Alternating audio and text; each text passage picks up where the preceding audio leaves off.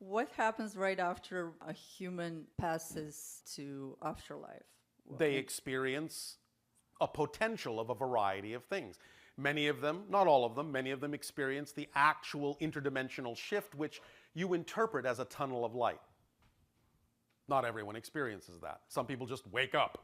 Oh, here I am. And where they are, I mean, where They are they here, wake up. but in a different dimension, in a different frequency domain, in what you call the spirit realm. But they are And, here. Is that temporary? That realm? I mean, their Now, presence please in understand, you're asking questions from a linear perspective. So from a linear perspective, yes, it can be temporary. In actuality, everything exists at the same time. So you are always physical and you are always in spirit.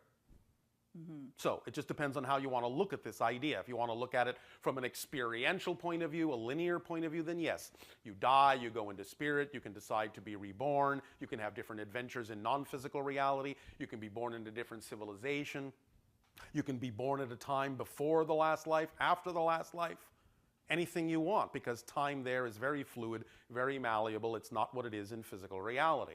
Nevertheless, from the actual mechanism's point of view, all of those experiences are happening all at once. You're just shifting your consciousness around to see things from a different point of view to create different experiences. But all those experiences exist at the same time. Many people will experience the idea of meeting, bless you, loved ones on the other side when they arrive. You understand? Yep. Many people will experience what is typically called the life review, which means they look at the experience of the physical life they just had, and they experience the consequences of every choice and every action from the point of view of every single being that those choices and actions affected, as if they are those beings. Because there is no barrier anymore to the idea that you are all one.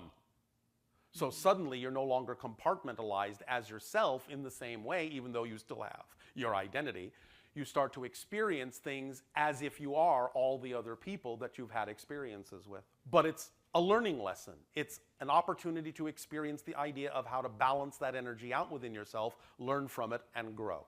So those are the typical things that are experienced by many people on your planet when they enter the idea called the afterlife.